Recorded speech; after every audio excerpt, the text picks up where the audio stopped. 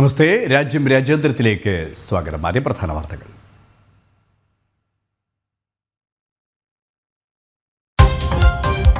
രാജ്യത്ത് കൊറോണ കേസുകൾ വർദ്ധിക്കുന്നു. രോഗബാധിതരുടെ എണ്ണം 1000 കടന്നു. കേരളത്തിൽ കൊറോണ സ്ഥിരീകരിച്ചത് 430 പേർക്ക്. മഹാരാഷ്ട്ര, ഡൽഹി സംസ്ഥാനങ്ങളിലും രോഗവ്യാപനം.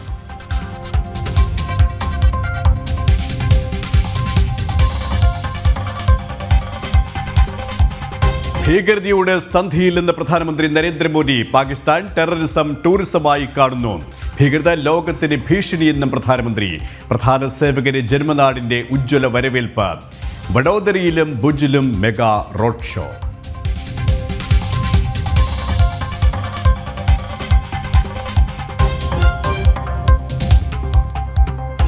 പാകിസ്ഥാൻ ആദ്യം മുതൽ തുടങ്ങണം. വ്യോമത്താവളങ്ങൾ നിഷ്ക്രിയം. ഓപ്പറേഷൻ സിന്ദൂർ തകർത്തെറിഞ്ഞ മുരേറ്റ് എയർബേസിന്റെ ചിത്രങ്ങളും പുറത്ത്. നുർഖാൻ വിമാനത്താവളവും തകർന്നു.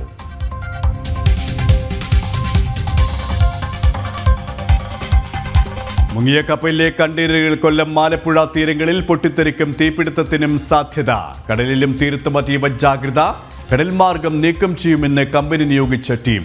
കേന്ദ്രസംഘം കേരളത്തിലേക്ക്. ആറാട്ടുപുഴ വലിയഴീക്കലടിഞ്ഞ കണ്ടെയ്നറിൽ രാസപദാർത്ഥമില്ലെന്ന് സ്ഥിരീകരണം. നിലമ്പൂരിൽ ആര്യാടൻ ഷൗക്കത്ത് UDF സ്ഥാനാർത്ഥി. ഔദ്യോഗിക പ്രഖ്യാപനം നടത്തി AICC.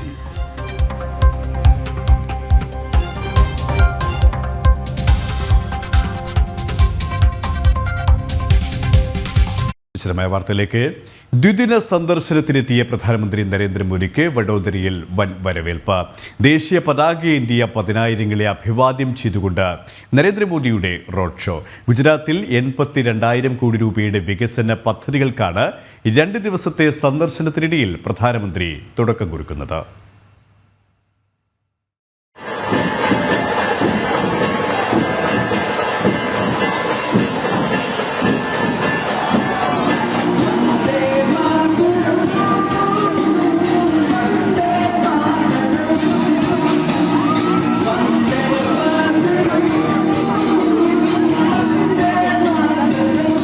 ഓപ്പറേഷൻ സിന്ദൂറിന് ശേഷം ആദ്യമായി ഗുജറാത്തിലെത്തിയ പ്രധാനമന്ത്രി നരേന്ദ്രമോദിക്ക് ഊഷ്മള സ്വീകരണമാണ് ജനങ്ങൾ നൽകിയത്.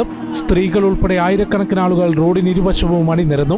ദേശീയ പതാകയേന്തിയ ജനക്കൂട്ടം ഭാരത് മാതാ കി ജയ് വിളിച്ചും വന്ദേ മാതരം മുഴക്കിയും രാജ്യത്തിന്റെ കരുത്തുറ്റ നായകനെ വരവേറ്റു. വിമാനത്താവളത്തിൽ നിന്ന് വ്യോമസേന ഗേറ്റ് വരെ 1 കിലോമീറ്റർ ദൂരം പ്രധാനമന്ത്രി പൊതുജനങ്ങളെയും പാർട്ടി പ്രവർത്തകരെയും അഭിവാദ്യം ചെയ്തുകൊണ്ട് റോഡ് ഷോ നടത്തി. സിന്ദൂർ സമ്മാൻ യാത്ര എന്ന പേരിലാണ് നിലവിൽ പ്രധാനമന്ത്രിയുടെ റോഡ് ഷോ. കേണൽ സോഫിയ ഖുറേഷിയുടെ കുടുംബവും വഡോദരയിൽ പ്രധാനമന്ത്രിക്ക് അഭിവാദ്യം അർപ്പിക്കാൻ എത്തിയിരുന്നു.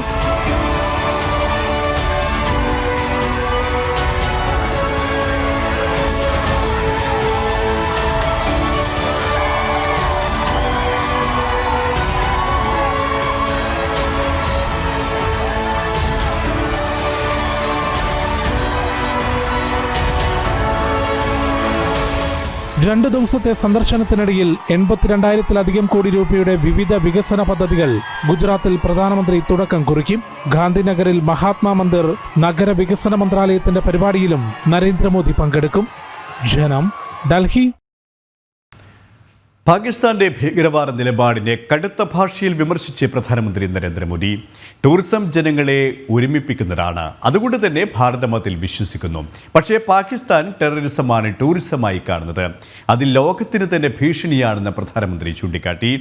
ഭീകരവാദത്തിനെതിരെ ഒരു വിട്ടുവീഴ്ചയുമില്ലാത്ത നിലപാടാണ് ഭാരതത്തിനുള്ളത്.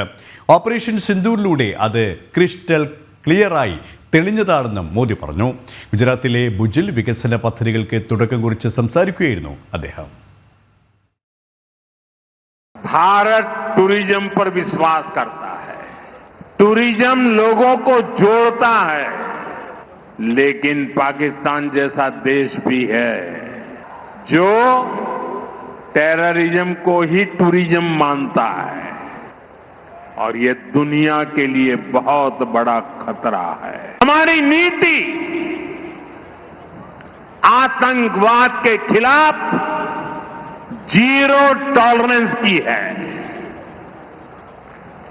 ऑपरेशन सिंदूर ने इस नीति को और स्पष्ट कर दिया है. जो भी भारतीयों का खून बहाने की कोशिश करेगा उसको उसकी भाषा में ही जवाब दिया जाएगा।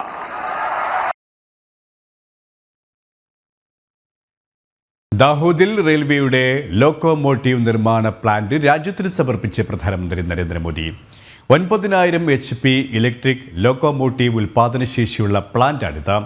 ആഭ്യന്തര ആവശ്യത്തിനും കയറ്റുമതിയുമാണ് പ്രധാനമായും റെയിൽവേ ലക്ഷ്യമിടുന്നത്. രാജ്യത്തിന്റെ അകത്ത് റെയിൽവേയുടെ ചരക്ക് ഗതാഗത ശേഷി വർദ്ധിപ്പിക്കാൻ സഹായിക്കുന്നതാണ് നീക്കം. ഇലക്ട്രിക് ലോക്കോമോട്ടീവ് ഫ്ലാഗ് ഓഫ് ചെയ്താണ് പ്രധാനമന്ത്രി ഉദ്ഘാടനം നിർവഹിച്ചത്. ലോക്കോമോട്ടീവിന്റെ ഉള്ളിൽ കയറിയ പ്രധാനമന്ത്രി സംവിധാനങ്ങൾ വിലയിരുത്തുകയും ചെയ്തു. പാകിസ്ഥാൻ എത്ര ശ്രമിച്ചാലും ഭാരതത്തെ തകർക്കാനാകില്ലെന്ന പ്രധാനമന്ത്രി നരേന്ദ്രമോദി. എല്ലാ മേഖലയിലും വികസന കുതിപ്പാണ് നമ്മുടെ ലക്ഷ്യം. പഹൽഗാമിൽ ചോര വീഴ്ത്തിക്കൊണ്ട് രാജ്യത്തെ വെല്ലുവിളിച്ചവരെയെല്ലാം മണ്ണിനടിയിലാക്കിയിട്ടുണ്ടെന്നും പാകിസ്ഥാൻ സൈന്യത്തിന് ഒരിക്കലും മറക്കാത്ത തിരിച്ചടി നൽകിയിട്ടുണ്ടെന്നും പ്രധാനമന്ത്രി വ്യക്തമാക്കി. പാകിസ്ഥാൻ എന്ന രാജ്യത്തിന്റെ ഒരേയൊരു ലക്ഷ്യം ഭാരതത്തിന്റെ തകർച്ചയാണെന്നും എന്നാൽ വികസന കുതിപ്പാണ് നമ്മുടെ ലക്ഷ്യമെന്നും പ്രധാനമന്ത്രി നരേന്ദ്രമോദി പറഞ്ഞു. ഇന്ന് എല്ലാ മേഖലയിലും നേട്ടം കൈവരിച്ചുകൊണ്ട് തലയുയർത്തി നിൽക്കാൻ രാജ്യത്തിന് സാധിക്കുന്നുണ്ട്. പഹൽഗാമിൽ 140 കോടി ഇന്ത്യക്കാരെ വെല്ലുവിളിച്ചുകൊണ്ടാണ് നമ്മുടെ സഹോദരന്മാരുടെ ചോര വീഴ്ത്തിയത്. അതിന് മറുപടി നൽകണമെന്നത് ദൃഢപ്രതിജ്ഞയായിരുന്നു. 22 മിനിറ്റ് കൊണ്ട് 9 ഭീകര കേന്ദ്രങ്ങൾ തകർത്ത് തരിപ്പണമാക്കിയ ധീരന്മാർ നമ്മുടെ രാജ്യത്തെ വെല്ലുവിളിച്ച തലകൾ മണ്ണിനടിയിലാക്കിയിട്ടുണ്ടെന്നും പ്രധാനമന്ത്രി പറഞ്ഞു. हमने सीमा पार चल रहे आतंक के 9 सबसे बड़े आतंकी ठिकाने उनको ढूंढ निकाला, अता पता पक्का कर लिया और 22 तारीख को उन्होंने जो खेल खेला था 6 तारीख रात को 22 मिनट में हमने उनको मिट्टी में मिला दिया. പാകിസ്ഥാന്റെ സൈന്യത്തെയും ഭയപ്പെടുത്തുന്ന തിരിച്ചടി സായുധസേന നൽകിയിട്ടുണ്ട്. രാജ്യത്തിന്റെ സുരക്ഷയിൽ ഒരു വിട്ടുവീഴ്ചയും ഉണ്ടാകില്ലെന്ന് മോദിയുടെ ഉറപ്പാണെന്നും അദ്ദേഹം ജനങ്ങളോട് പറഞ്ഞു. ദാരിദ്ര്യമില്ലാതാക്കാനും സമ്പദ് വ്യവസ്ഥ ശക്തിപ്പെടുത്താനുമുള്ള പ്രവർത്തനങ്ങൾ തുടരും. സുരക്ഷയും സമ്പദ് വ്യവസ്ഥയും ശക്തമായാൽ മാത്രമേ വികസിത ഭാരതം എന്ന ലക്ഷ്യം പൂർത്തിയാക്കാനാകൂവെന്നും ഗുജറാത്തിൽ ദാഹോദിലെ ലോക്കോമോട്ടീവ് നിർമ്മാണ പ്ലാൻ രാഷ്ട്രത്തിന് സമർപ്പിച്ചതിനു ശേഷം പൊതുപരിപാടിയിൽ പ്രധാനമന്ത്രി പറഞ്ഞു. ജനം, ഡൽഹി. പ്രധാനമന്ത്രിക്ക് പുഷ്പവൃഷ്ടി നടത്തി കേണൽ ഖുറേഷിയുടെ കുടുംബം. ഗുജറാത്തിലെ വഡോദരയിലെ റോഡ് ഷോയ്ക്കിടെയാണ് ഖുറേഷിയുടെ മാതാപിതാക്കൾ പ്രധാന സേവകരെ അഭിവാദ്യം ചെയ്തത്, പുഷ്പവൃഷ്ടി നടത്തിയത്. വൻ ജനാവലികൾക്കിടയിലും തങ്ങളെ പ്രധാനമന്ത്രി തിരിച്ചറിഞ്ഞുവെന്ന് സോഫിയ ഖുറേഷിയുടെ പിതാവ് താജ് അഹമ്മദ് ഖുറേഷി പറഞ്ഞു. രാഷ്ട്രത്തിന്റെ മകളാണ് സോഫി എന്ന് മാതാവ് പറഞ്ഞു. കൈകൾ കുമ്പിട്ട് വണങ്ങിയാണ് അദ്ദേഹം നടന്ന് നീങ്ങിയതെന്ന് സോഫിയ ഖുറേഷിയുടെ ഇരട്ട സഹോദരി ഷൈനാദ് സൻസാരിയും ഓർമ്മിച്ചു. സോഫിയുടെ രാഷ്ട്ര സേവനം തനിക്ക് മാത്രമല്ല രാജ്യത്തെ എല്ലാവർക്കും പ്രചോദനമാണെന്നും അവർ കൂട്ടിച്ചേർത്തു.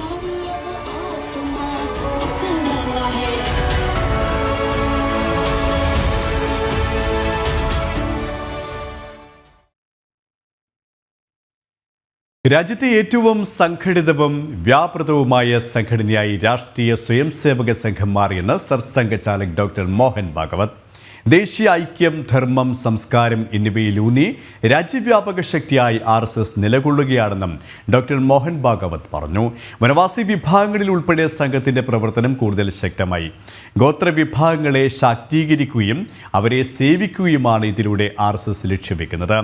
സംഘത്തിന്റെ 100ാം വാർഷികത്തിൽ പഞ്ചപരിവർത്തനത്തിലൂടെ സമൂഹത്തിൽ മാറ്റമുണ്ടാക്കാനാണ് സംഘം ശ്രമിക്കുന്നത്. വ്യക്തി നിർമ്മാണത്തിലൂടെയാണ് ഓരോ സ്വയംസേവകരെയും സംഘം വാർത്തെടുക്കുന്നതെന്നും അദ്ദേഹം പറഞ്ഞു. क्वालिटी और quantity they go hand in hand. आप केवल क्वालिटी बढ़ाएंगे और आपकी क्वांटिटी नहीं बढ़ेगी, ये संभव नहीं. और आप केवल क्वांटिटी बढ़ाएंगे और क्वालिटी नहीं बढ़ाएंगे तो क्वांटिटी भी टिकती नहीं. तो ये ध्यान में रखकर संघ ने पहले से ये रखा है कि संघ को संपूर्ण समाज को संगठित करना है. लेकिन संगठित करना है इसका एक अर्थ है. तो संगठित करना है तो एक व्यक्ति को कैसा करना है तैयार, और सारे व्यक्तियों का गठबंधन कैसा होना चाहिए या संगठन कैसा होना चाहिए, हम भावना कैसी होनी चाहिए, इसके संघ ने पहले से कुछ मानक तय किए और संख्या बढ़ानी है बिना उन मानकों के तोड़े हुए, उनको कायम रखते हुए, समझौता किए बिना। और समझौता नहीं करना है इसका मतलब लोगों को बाहर नहीं रखना है। ജനങ്ങളുടെ പരാതികൾ നേരിൽ കേട്ട് UP മുഖ്യമന്ത്രി യോഗി ആദിത്യനാഥ്. ജനതാ ദർശൻ എന്ന പേരിൽ ഔദ്യോഗിക വസതിയിൽ നടന്ന പരിപാടിയിൽ നിരവധി ആളുകളുടെ പരാതികൾക്ക് പരിഹാരം കണ്ടു. പരാതികളിൽ നടപടി സ്വീകരിക്കാൻ ഉദ്യോഗസ്ഥർക്ക് നിർദ്ദേശം നൽകി. എല്ലാ പൗരന്മാരുടെയും സുരക്ഷ, ക്ഷേമം എന്നിവ ഉറപ്പാക്കുകയാണ് സംസ്ഥാന സർക്കാരിന്റെ ലക്ഷ്യമെന്ന് യോഗി പറഞ്ഞു. കുട്ടികളുമായി ആശയവിനിമയം നടത്തിയ ശേഷം മധുരം നൽകിയാണ് മടക്കി അയച്ചത്. ബൈസരൻ വാലിയും പഹൽഗാമും സാധാരണ നിലയിലേക്ക്. ഒരിടവേളയ്ക്ക് ശേഷം വിനോദസഞ്ചാര മേഖല വീണ്ടും സജീവമായി. ജനജീവിതം സാധാരണ നിലയിലേക്ക് എത്തുകയാണ്. മേഖലയിലെ പ്രധാന ആകർഷണമായ ATV സവാരി ഉൾപ്പെടെ പുനരാരംഭിച്ചു. और ATV राइड जो अभी तक बंद थी यहाँ पे वो चालू की है यहाँ के सिक्योरिटी ने। ये काफ़ी अच्छा एक्सपीरियंस है हम जैसे टूरिस्टों के लिए, और जगह भी ओपन होना चाहिए। धीरे धीरे सब चीज़ें नॉर्मल होना चाहिए। सब कुछ अच्छा है, एकदम बढ़िया है, कुछ कोई प्रॉब्लम नहीं है। हाँ, हमने राइड भी किया, वो भी बहुत अच्छी राइड हुई हम लोग की, और सब लोग अच्छे हैं यहाँ के। 1 महीने बाद ही आए हैं, अभी 1 महीने बाद यहाँ टूरिस्ट शुरू हुआ है, तो हमें पुलिस स्टेशन से परमिशन मिला है थोड़ा बहुत मार्केट में हलचल करने के लिए। तो टूरिस्ट भी आए हैं जो अब मार्केट में ये राइड करवा रहे हैं, अब टूरिस्ट बड़े खुश हो रहे हैं। तो मेहरबानी है, अब अगर धीरे धीरे उम्मीद है हमें सब खुलेगा, अब धीरे धीरे जैसे मार्केट में खुला है बाकी साइड से भी धीरे धीरे खुलेगा। കൂടുതൽ വിവരങ്ങളുമായി ഐസൻ ജോസ് ചേരുകയാണ്. ഐസൻ, ഭീകരത പോറലേൽപ്പിച്ച ബൈസരൻ വാലിയും പഹൽഗാമും സാധാരണ നിലയിലേക്ക് തിരികെ എത്തുകയാണ്. സാധാരണ ജീവിതം തിരികെ പിടിക്കുകയാണ് അല്ലേ? സുരേഷ്, ഇപ്പോൾ അവിടെ കണ്ട ആ വിനോദസഞ്ചാരികളുടെയും ഒക്കെ വാക്കുകളിൽ നിന്ന് തന്നെ നമുക്ക് മനസ്സിലാക്കാൻ സാധിക്കുന്നുണ്ട്. അത് ഗ്രാമം, ആ പ്രദേശം മുഴുവൻ ഒരു സാധാരണ ജീവിതത്തിലേക്ക് നടന്നു നീങ്ങുന്ന ഒരു സാഹചര്യമാണ് ഇപ്പോൾ ഉള്ളതെന്ന് അവിടുത്തെ അനുഭവങ്ങളിൽ നിന്ന് മനസ്സിലാക്കാൻ സാധിക്കുന്നു. നമ്മളിപ്പോൾ ദൃശ്യങ്ങളിൽ കാണുന്ന ഈ 4 ചക്രമുള്ള ഓൾ ടെറൈൻ വെഹിക്കിൾ, അതായത് എല്ലാ മേഖലയിലും മണ്ണിൻ്റെ ഭൂമിയുടെ ഘടന ഏത് രീതിയിലായാലും ദുർഘടമായ റോഡുകളിലായാലും സഞ്ചരിക്കാൻ സാധിക്കുന്ന, 2 പേർക്ക് മാത്രം സഞ്ചരിക്കാൻ സാധിക്കുന്ന ഈ വാഹനത്തിലാണ് കൂടുതൽ പ്രദേശങ്ങൾ പെഹൽഗാമിലും ബൈസറൻ വാലിയിലുമെല്ലാം തന്നെ എത്താൻ, ഏറ്റവും സുന്ദരമായ പ്രദേശങ്ങളിൽ എത്താൻ സാധിക്കുന്ന ഒരു വഴി അല്ലെങ്കിൽ ഒരു സാധ്യത തുറക്കുന്ന മാർഗം ആ വാഹനം ഇതാണ്. അത്തരത്തിലുള്ള വാഹനങ്ങളുടെ പ്രവർത്തനം നിർത്തിവെപ്പിച്ചിരിക്കുകയായിരുന്നു. അത് സുരക്ഷാ ഭീഷണിയുടെ സാഹചര്യം തന്നെയായിരുന്നു ഉണ്ടായിരുന്നത്. അത്തരത്തിലുള്ള വാഹനങ്ങൾ ഏതെങ്കിലും രീതിയിൽ ദുരുപയോഗം ചെയ്യാനുള്ള സാധ്യത ഈ ഭീകരതയുമായി ബന്ധപ്പെട്ട പ്രശ്നങ്ങളിൽ ഉണ്ടാകുമോ എന്ന ആശങ്ക നിലനിൽക്കുന്നതിനാൽ ആ പ്രദേശങ്ങളെല്ലാം തന്നെ കൃത്യമായും സുരക്ഷാ സംവിധാനങ്ങൾ ഒരുക്കിയതിന് ശേഷമാണ് ഈ ഓൾ ടെറൈൻ വെഹിക്കിൾ എല്ലാ മേഖലകളിലും സഞ്ചരിക്കുന്ന ഈ വാഹനത്തിൻ്റെ സർവീസ് പുനരാരംഭിക്കുകയും ചെയ്തിരിക്കുന്നത്. അത് അത്തരത്തിലുള്ള ചില നീക്കങ്ങളിലൂടെ വീണ്ടും വിനോദസഞ്ചാരികളെ അവിടേക്ക് ആകർഷിക്കുക എന്ന കൃത്യമായൊരു നീക്കം തന്നെയാണ് നടപ്പാക്കുന്നത്. അതിൻ്റെ അടിസ്ഥാനം തന്നെ നമുക്കറിയാം. ഏപ്രിൽ 22-നുണ്ടായ ആ ഒരു വലിയ ആക്രമണവും 26 പേരുടെ മരണത്തിനിടയാക്കിയ ആ വലിയ ഭീകരാക്രമണം, അതിനുശേഷം നടന്ന ഓപ്പറേഷൻ സിന്ദൂർ, അത്തരത്തിലുള്ള കാര്യങ്ങളെല്ലാം തന്നെ ആ ജനതയുടെ ആത്മവിശ്വാസം വർദ്ധിപ്പിച്ചിരിക്കുന്നു, അല്ലെങ്കിൽ വലിയൊരു പ്രതീക്ഷയിലേക്ക് ജനങ്ങൾ നീങ്ങുന്നു എന്നതിൻ്റെ തെളിവുകളാണ് നമുക്ക് ഈ ദൃശ്യങ്ങളിൽ നിന്നെല്ലാം തന്നെ കാണാൻ സാധിക്കുന്നത്. ടൂറിസം പുനരുജ്ജീവിപ്പിക്കുക, അതുപോലെ തന്നെ അവിടെയുള്ള ജനജീവിത സംവിധാനങ്ങളെല്ലാം തന്നെ പുനഃസ്ഥാപിക്കുക, അത്തരത്തിൽ ആ ഭീതിതമായ സാഹചര്യത്തിൽ നിന്നും പതിയെ മുക്തമാക്കി ആ പഴയ ടൂറിസം രംഗത്തെ തന്നെ, ടൂറിസം മേഖലയെ, ടൂറിസത്തിൻ്റെ ഏറ്റവും മനോഹരമായ കാഴ്ചകളുള്ള പ്രദേശത്തെ വീണ്ടും ആ രീതിയിലേക്ക് തിരിച്ചു കൊണ്ടുവരിക എന്ന കൃത്യമായ ഇടപെടൽ നടക്കുന്നുവെന്നാണ് മനസ്സിലാക്കാൻ സാധിക്കുന്നത്. ഇതിൽ ഏറ്റവും പ്രധാനപ്പെട്ടത് ടൂറിസ്റ്റുകൾക്ക് അങ്ങോട്ട് പോകാനുള്ള ഒരു മനോധൈര്യം അല്ലെങ്കിൽ ഒരു ധൈര്യം വന്നിരിക്കുന്നു. അതുപോലെ തന്നെ തുടർന്നും അവിടെ ആത്മവിശ്വാസത്തോടെ ജീവിക്കാൻ ജനങ്ങളും തയ്യാറാവുന്നു എന്നതാണ്. ഇതുതന്നെയാണ് സർക്കാർ നൽകിയ ഉറപ്പ്. നേരത്തെ സർക്കാർ പഹൽഗാം നിവാസികൾക്കും ആ പ്രദേശത്തിലുള്ളവർക്കും അതുപോലെ തന്നെ ടൂറിസ്റ്റുകൾക്കുമെല്ലാം, ടൂറിസ്റ്റുകളെ അത്തരത്തിൽ ജീവിക്കുന്നവർക്കെല്ലാം തന്നെ നൽകിയ ഉറപ്പ് അതായിരുന്നു.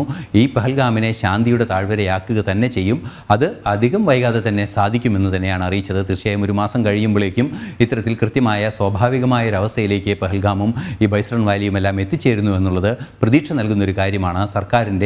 സർക്കാരിനോടുള്ള ജനങ്ങളുടെ വിശ്വാസവും ഉറപ്പും ഊട്ടിയുറപ്പിക്കുന്ന ഒരു കാഴ്ചകളാണ് ഇപ്പോൾ നമുക്ക് കാണാനും സാധിക്കുന്നത്. യെസ്, ആ മനോഹര കാഴ്ചകൾ തിരികെ എത്തുകയാണ്. ഐസൻ ജോസ് ആണ് വിവരങ്ങൾ നൽകിയത്. ആഴക്കടലിൽ മുങ്ങിയ ലൈബീരിയൻ ചരക്ക് കപ്പലിലെ നാവികരുടെ മൊഴിയെടുക്കും. എമിഗ്രേഷൻ പരിശോധനകൾക്ക് ശേഷം ഡയറക്ടറേറ്റ് ജനറൽ ഓഫ് ഷിപ്പിംഗും വിവിധ ഏജൻസികളും നാവികരിൽ നിന്ന് വിവരങ്ങൾ ശേഖരിക്കും. അതേസമയം മുങ്ങിയ കപ്പലിലെ കണ്ടെയ്നറുകളിലുള്ള അപകടകരമായ വസ്തുക്കൾ കടലിൽ പടർന്ന് അപകടമുണ്ടാകാനുള്ള സാധ്യത തടയാനുള്ള നടപടികളിലാണ് തീര സംരക്ഷണ സേനയുടെ ICG, സക്ഷം, സമർത്ഥ് എന്നീ കപ്പലുകൾ. കപ്പലിലുണ്ടായിരുന്ന 24 നാവികരെയും സുരക്ഷിതമായി കരക്കെത്തിച്ചിരുന്നു. കൊച്ചിയിലെ ഹോട്ടലിലേക്ക് മാറ്റിയ ഇവരിൽ നിന്ന് എമിഗ്രേഷൻ പരിശോധനകൾക്ക് ശേഷം വിവിധ അന്വേഷണ വിഭാഗങ്ങൾ മൊഴിയെടുക്കും. DG ഷിപ്പിംഗ് അപകടത്തിന്റെ വിശദാംശങ്ങൾ തേടും.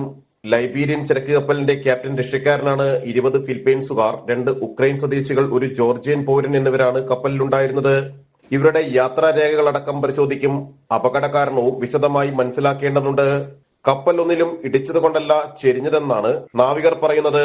മോശം കാലാവസ്ഥയും അതിശക്തമായ കാറ്റും അപകടത്തിന് കാരണമായിട്ടുണ്ടോ എന്നും കണ്ടെത്തണം. കണ്ടെയ്നറുകളുടെ തെറ്റായ ക്രമീകരണവും കപ്പൽ ചെരിയുന്നതിന് കാരണമായേക്കാം. ഇതിനൊപ്പം കപ്പലിൽ നിന്ന് കടലിൽ പതിച്ച കണ്ടെയ്നറുകളിലെ അപകടകരമായ വസ്തുക്കൾ വെള്ളത്തിൽ കലരാനുള്ള സാധ്യത തടയാനുള്ള ശ്രമങ്ങളും നടക്കുന്നുണ്ട്. തീരസംരക്ഷണ സേന കപ്പലുകളായ ICG, സക്ഷം, സമർത്ഥ് എന്നിവയാണ് ആരോഗ്യ പാരിസ്ഥിതിക പ്രശ്നങ്ങൾ തടയാൻ ജാഗ്രതയോടെ നിലകൊള്ളുന്നത്. ജനം, കൊച്ചി. അറബിക്കടലിൽ മുങ്ങിയ ചരക്ക് കപ്പലിലെ കണ്ടെയ്നറുകൾ കൊല്ലം, ആലപ്പുഴ തീരങ്ങളിലടിഞ്ഞു. 27 കണ്ടെയ്നറുകൾ കൊല്ലം തീരത്തുണ്ട്. മറ്റുള്ളവ തീരത്തോട് ചേർന്ന് ഒഴുകുകയാണ്. കോസ്റ്റ് ഗാർഡ്, പോലീസ്, കസ്റ്റംസ് തുടങ്ങി വിവിധ സന്നാഹങ്ങൾ തീരത്തുണ്ട്. കൂടുതൽ കണ്ടെയ്നറുകൾ തീരത്തേക്ക് എത്തുമെന്നാണ് നിഗമനം. അടുത്തേക്ക് പോകരുതെന്ന് ജനങ്ങൾക്കും ജാഗ്രതാ നിർദ്ദേശം നൽകിയിട്ടുണ്ട്. കരുനാഗപ്പള്ളി ചെറിയഴിക്കൽ തീരത്താണ് ഇന്നലെ രാത്രിയോടെ ആദ്യം കണ്ടെയ്നർ അടിഞ്ഞത്. ജില്ലാ ഭരണകൂടവും കോസ്റ്റ് ഗാർഡും പൊല്യൂഷൻ കൺട്രോൾ ബോർഡ് ഉദ്യോഗസ്ഥരുമടക്കം സ്ഥലത്തെത്തി പരിശോധന നടത്തി. സമീപവാസികളെ സ്ഥലത്ത് നിന്ന് മാറ്റിയിരുന്നു. ഇന്ന് പുലർച്ചെയോടെ കൂടുതൽ കണ്ടെയ്നറുകൾ തീരത്തേക്കടിഞ്ഞു. കൊല്ലത്ത് കരുനാഗപ്പള്ളി, ചവറ, നീണ്ടകര, ശക്തികുളങ്ങര, തിരുമുല്ലാവരം ഭാഗങ്ങളിലും ആലപ്പുഴ ആറാട്ടുപുഴയിലുമാണ് കണ്ടെയ്നറുകൾ ഒഴുകിയെത്തിയത്. വലിയ ശബ്ദം കേട്ടാണ് നാട്ടുകാരൊക്കെ എത്തിയത്. ഒരു 5:30 ഞങ്ങളിത് കണ്ടത്. സൗണ്ട് കേട്ടിട്ടാണ് ഞങ്ങൾ ഇങ്ങോട്ട് വന്നത്. അങ്ങനെ നോക്കിയപ്പോഴാണിത് ആദ്യം നന്നായിട്ടൊന്നും കാണാൻ പറ്റിയില്ല. പിന്നെ അത് തെളിഞ്ഞെളിഞ്ഞ് വന്നു, മനസ്സിലായി കണ്ടെയ്നർ ആണെന്ന്. പിന്നെ ഞങ്ങൾ പോലീസിനെ വിളിച്ച് കാര്യം എന്താണെന്ന് പറഞ്ഞിട്ടുണ്ട്. അന്നേരം രാവിലെ ഇങ്ങനെ ഭയങ്കരമായ സൗണ്ട്, വെളുപ്പിനെ തൊട്ട് സൗണ്ട് ഉണ്ടായിരുന്നു. ഞങ്ങൾ വിചാരിച്ച് കടലടിക്കുന്ന സൗണ്ട് ആയിരിക്കുമെന്ന്. പിന്നെ ചേച്ചി രാവിലെ സൗണ്ട് കേട്ട് വന്ന് അണ്ണനെയൊക്കെ വിളിച്ച് നോക്കിയപ്പോഴാണ് കണ്ടത്. ഞങ്ങൾ വിചാരിച്ച് ഇടിയായിരിക്കുമെന്ന് ഇതിന്റെ സൗണ്ട് കേട്ടപ്പോൾ. സൗണ്ട് കേട്ടോണ്ടിരുന്നു, ഇങ്ങനെ കേട്ടുകൊണ്ടിരുന്നു. കണ്ടെയ്നറുമായി കൃത്യമായ അകലം പാലിക്കണമെന്ന് നിർദ്ദേശമുണ്ട്. അപകടകരമായ ഒന്നും ഇതുവരെ കണ്ടെത്തിയിട്ടില്ല. ചില കണ്ടെയ്നറുകൾ കടലിൽ താഴ്ന്നതായും സൂചനയുണ്ട്. കരയിലടിഞ്ഞ പല കണ്ടെയ്നറുകളും കാലിയാണ്. ഒരു ലൈഫ് ബോട്ടും കരക്കടിഞ്ഞു. കസ്റ്റംസ് സംഘം സ്ഥലത്തെത്തി പരിശോധന നടത്തി. എന്തെങ്കിലും ഇഷ്യൂ ഉണ്ടെങ്കിൽ അത് ഡിസ്ട്രിക്ട് അഡ്മിനിസ്ട്രേഷൻ എല്ലാവരും അറിയിക്കുന്നതാണ്. അതെ. ഇനിയിപ്പം ഇതെല്ലാം നമുക്ക് കസ്റ്റംസ് ആക്ട് പ്രകാരം സീസ് ചെയ്തിട്ട് നമ്മൾ ഫർദർ ഡയറക്ഷൻസ് ഏതാണോ ഏജൻസി ഇതിനെ ടേക്ക് ഓവർ ചെയ്യുന്ന അവർക്ക് കൊടുക്കും. അവരതിനെ സേഫായിട്ട് അത് സ്റ്റോർ ചെയ്യണം എന്നുള്ളതാണ് അതിൻ്റെ ഒരു. കേരള സർവകലാശാലയിലെ അക്വാറ്റിക്സ് ആൻഡ് ഫിഷറീസ് വകുപ്പിലെ വിദഗ്ധർ വാട്ടർ സാമ്പിളുകൾ ശേഖരിച്ചു. വാട്ടർ സാമ്പിളുകളുടെ ശാസ്ത്രീയ പരിശോധനാ ഫലം നാളെ ലഭിക്കും. കൂടുതൽ കണ്ടെയ്നറുകൾ ഒഴുകിയെത്തും. അതേസമയം തീരങ്ങളിൽ നിരീക്ഷണം ശക്തമാക്കിയിട്ടുണ്ട്. ജനം, കൊല്ലം. സംസ്ഥാനത്ത് കേന്ദ്ര പദ്ധതിയായ സ്വദേശ് ദർശൻ നടപ്പാക്കുന്നതിൽ മെല്ലെപ്പോക്ക്. വർക്കല, ദക്ഷിണകാശി, തലശ്ശേരി സ്പിരിച്വൽ നെക്സസ് അടക്കമുള്ള പദ്ധതികളാണ് ഇഴഞ്ഞു നീങ്ങുന്നത്. പദ്ധതികൾക്കായി എംപവേർഡ് കമ്മിറ്റി രൂപീകരിച്ചത് കേന്ദ്രാനുമതി ലഭിച്ച് 14 മാസം കഴിഞ്ഞാണ്. പദ്ധതികൾ പൂർത്തിയാക്കാൻ ബാക്കിയുള്ളത് 10 മാസങ്ങൾ മാത്രം. ജനം, ബ്രേക്കിംഗ്. ഭാരതത്തിലെ തീർത്ഥാടന കേന്ദ്രങ്ങളടക്കം മാലയിലെ മുത്തുപോലെ കോർത്ത് ഉത്തരവാദിത്ത ടൂറിസം സർക്യൂട്ടിന്റെ ഭാഗമാക്കുന്ന സ്വദേശ് ദർശൻ പദ്ധതി നടത്തിപ്പിൽ സംസ്ഥാനത്തുണ്ടാകുന്നത് വലിയ വീഴ്ച. വർക്കല, ദക്ഷിണകാശി, തലശ്ശേരി സ്പിരിച്വൽ നെക്സസ് അടക്കമുള്ള പദ്ധതികളാണ് സംസ്ഥാന സർക്കാരിന്റെ കെടുകാര്യസ്ഥത മൂലം ഇഴഞ്ഞു നീങ്ങുന്നത്. വർക്കലയിലെയും തലശ്ശേരിയിലെയും പദ്ധതികൾക്ക് കേന്ദ്രം അനുമതി നൽകുന്നത് 2024 മാർച്ച് 6-ന്. 2 പദ്ധതികൾക്കുമായി 50 കോടി രൂപയാണ് കേന്ദ്രം അനുവദിച്ചത്.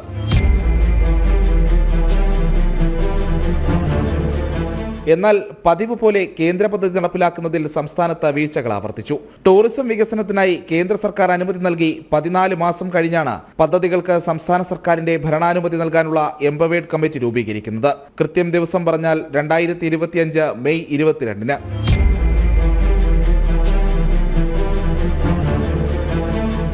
പദ്ധതി പൂർത്തീകരണം 2026 മാർച്ച് 31-നകം സാധ്യമാക്കേണ്ടതുണ്ട്. അതായത് ഇനി ബാക്കിയുള്ളത് വെറും 10 മാസം. എംപവേർഡ് കമ്മിറ്റി രൂപീകരിക്കാനുള്ള സർക്കാർ ഉത്തരവിലും ഇക്കാര്യം പറയുന്നുണ്ടെന്നതാണ് വിചിത്രം. ടൂറിസം രംഗത്ത് സമാന കാലയളവിൽ പൂർത്തിയാക്കേണ്ട മറ്റു പദ്ധതികളുടെ ഭരണാനുമതി നൽകാനുള്ള ഉത്തരവാദിത്വവും എംപവേർഡ് കമ്മിറ്റിക്ക് നൽകിയിട്ടുണ്ട്.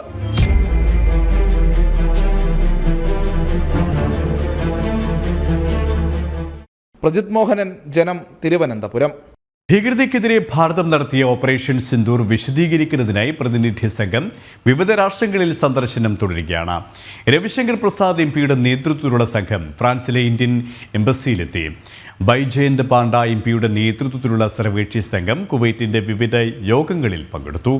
ഇവരുമായി ജിഷ്ണു കൃഷ്ണൻ ചേരുകയാണ്. ജിഷ്ണു, പ്രതിനിധി സംഘത്തിന്റെ വിവിധ രാഷ്ട്രങ്ങളിലുള്ള സന്ദർശനം എങ്ങനെ പുരോഗമിക്കുന്നു?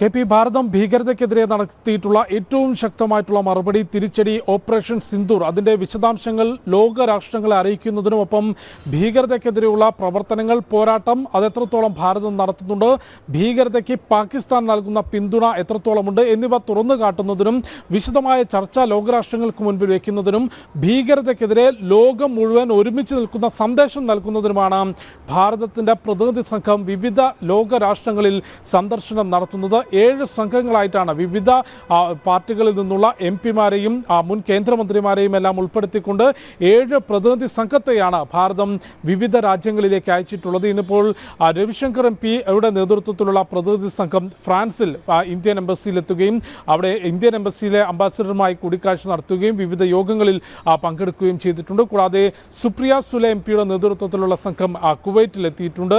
ആ സംഘത്തിൽ മുൻ കേന്ദ്രമന്ത്രി വി മുരളീധരൻ ഉൾപ്പെടെയുള്ളവരാണ് ഖത്തറിൽ സുപ്രിയ സുലെ എംപിയുടെ നേതൃത്വത്തിൽ എത്തിയിട്ടുള്ളത്. വിവിധ രാജ്യങ്ങളിലെ ഭരണാധികാരികളുമായും അവിടുത്തെ മന്ത്രിമാരുമായും കൂടാതെ സമൂഹവുമായും എല്ലാം കൂടിക്കാഴ്ചകൾ നടത്തുകയും ഭാരതത്തിൻ്റെ ആശയം വളരെ കൃത്യവും വ്യക്തവുമായി ലോകരാഷ്ട്രങ്ങളിലേക്ക് എത്തിക്കുന്നതിന് വേണ്ടിയിട്ടാണ് ഇത്തരത്തിലൊരു പ്രതിനിധി സംഘത്തെ ഓപ്പറേഷൻ സിന്ദൂറും അതിൻ്റെ സൈനിക നടപടികളും പൂർത്തിയായ ശേഷം കേന്ദ്ര സർക്കാർ ആലോചിച്ച് തീരുമാനമെടുത്ത് ഇത്തരത്തിലൊരു സംഘത്തെ വിവിധ രാജ്യങ്ങളിലേക്ക് അയച്ചിട്ടുള്ളത്. കാരണം ഭാരതം കഴിഞ്ഞ 40 വർഷത്തിലധികമായി പാകിസ്ഥാൻ നേതൃത്വം നൽകുന്ന അല്ലെങ്കിൽ പാകിസ്ഥാൻ പിന്തുണ നൽകുന്ന ഭീകരവാദത്തെ നേരിട്ടുകൊണ്ടിരിക്കുകയാണ്. അതിന് ശക്തമായിട്ടുള്ള മറുപടി ഈ പുതിയ കാലഘട്ടത്തിൽ ഭാരതം നടത്തുന്നു. പഹൽഗാം ഭീകരാക്രമണം എങ്ങനെയാണോ പാകിസ്ഥാൻ പിന്തുണയോടുകൂടി ഭീകരവാദികൾ ജമ്മു കശ്മീരിൽ മതം ചോദിച്ചുകൊണ്ട് ആളുകളെ കൊലപ്പെടുത്തിയത്, ഭീകരാക്രമണം നടത്തിയത്, അത് തൊട്ട് ഓപ്പറേഷൻ സിന്ദൂറിന്റെ അവസാന നടപടി വരെയുള്ള കാര്യങ്ങളും ഒപ്പം ഭീകരതയ്ക്കെതിരെ ഭാരതം നടത്തുന്ന പോരാട്ടവും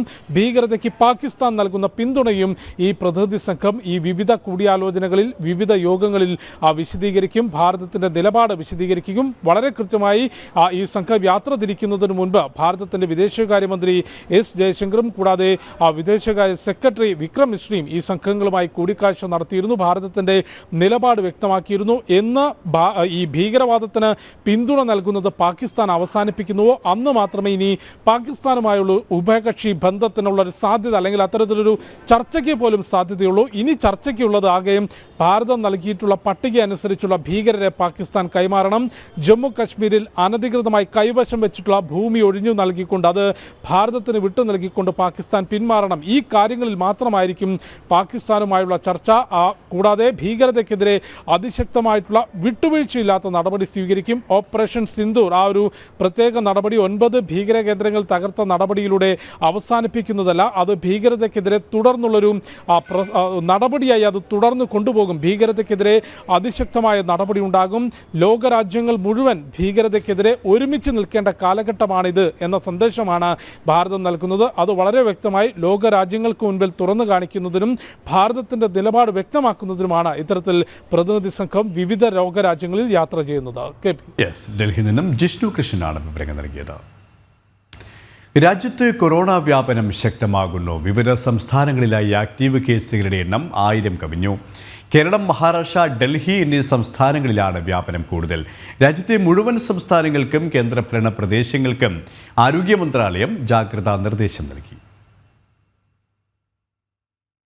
കേരള, മഹാരാഷ്ട്ര, ഡൽഹി, ഗുജറാത്ത്, കർണാടക തുടങ്ങിയ സംസ്ഥാനങ്ങളിൽ ആക്റ്റീവ് കൊറോണ കേസുകളുടെ എണ്ണം വർദ്ധിക്കുകയാണ്. രാവിലെ 8 മണി വരെയുള്ള കണക്കുകൾ പ്രകാരം രാജ്യത്താകെ കൊറോണ ബാധിതരുടെ എണ്ണം 1009ആയി. ഇതിൽ 752 കേസുകൾ അടുത്തടുത്തായി റിപ്പോർട്ട് ചെയ്യപ്പെട്ടു. അതായത് ചുരുങ്ങിയ സമയത്തിൽ വലിയ വ്യാപനം നടക്കുന്നു. കേരളത്തിലാണ് ഏറ്റവും കൂടുതൽ സജീവ കേസുകളുള്ളത്. 430 പേരിൽ കൊറോണ സ്ഥിരീകരിച്ചു. മഹാരാഷ്ട്രയിൽ 209, ഡൽഹിയിൽ 104, കർണാടകയിൽ 47 എന്നിങ്ങനെയാണ് കേസുകൾ. ആൻഡമാൻ നിക്കോബാർ, അരുണാചൽ പ്രദേശ്, അസം, ബീഹാർ, ഹിമാചൽ പ്രദേശ്, ജമ്മു കശ്മീർ തുടങ്ങി ചില സംസ്ഥാനങ്ങളിൽ നിലവിൽ സജീവ കേസുകളൊന്നും റിപ്പോർട്ട് ചെയ്തിട്ടില്ല. കഴിഞ്ഞ ദിവസം മഹാരാഷ്ട്രയിൽ 21 വയസ്സുള്ള പെൺകുട്ടി കൊറോണ ബാധിച്ച് മരിച്ചിരുന്നു. രാജ്യവ്യാപകമായി കൊറോണ പടരുന്ന പശ്ചാത്തലത്തിൽ കേന്ദ്ര ആരോഗ്യ മന്ത്രാലയം സെക്രട്ടറി പുണ്യ സലീല ശ്രീവാസ്തവ കേരള, തമിഴ്നാട്, കർണാടക, മഹാരാഷ്ട്ര എന്നീ സംസ്ഥാനങ്ങളിലെ ആരോഗ്യ സെക്രട്ടറിമാരുമായി പ്രത്യേക യോഗം ചേർന്ന് സ്ഥിതി വിലയിരുത്തി. നിലവിൽ രാജ്യത്ത് പടരുന്ന കൊറോണ വകഭേദം വലിയ ആഘാതങ്ങൾ ഉണ്ടാക്കാൻ ഇടയില്ലെന്നും ആശുപത്രിയിൽ പ്രവേശിപ്പിക്കേണ്ട സാഹചര്യമില്ലെന്നുമാണ് വിദഗ്ധ സംഘത്തിന്റെ വിലയിരുത്തൽ. ശ്വാസകോശ സംബന്ധമായ അസുഖങ്ങളെ ഇന്റഗ്രേറ്റഡ് ഡിസീസസ് സർവൈലൻസ് പ്രോഗ്രാം വഴിയും ICMR-ഉം നിരീക്ഷിക്കുന്നുണ്ട്. അനാവശ്യമായ കൂട്ടം ചേരലുകൾ ഒഴിവാക്കാനും മാസ്ക് ധരിച്ച് ശരീര ശുചിത്വം പാലിക്കുവാനും അടക്കം കൊറോണ പ്രോട്ടോകോൾ പ്രകാരമുള്ള എല്ലാ മുൻകരുതലുകളും സ്വീകരിക്കാനാണ് ആരോഗ്യ വിദഗ്ധരുടെ നിർദ്ദേശം. ജനം, ഡൽഹി. രാജ്യാന്തരം ഇവിടെ പൂർണ്ണമാവുകയാണ്. നമസ്തേ.